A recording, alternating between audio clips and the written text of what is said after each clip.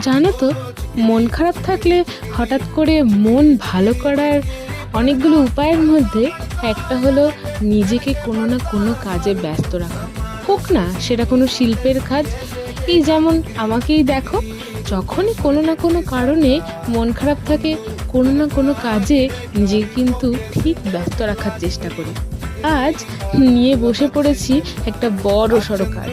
এক বান্ধবী তার বিয়ে উপলক্ষে আমায় আবদার জানায়, তুই আমার বিয়েতে একখানা কুলো করে দিস দেখি, তোর মতন করে, যেমন তোর ইচ্ছা।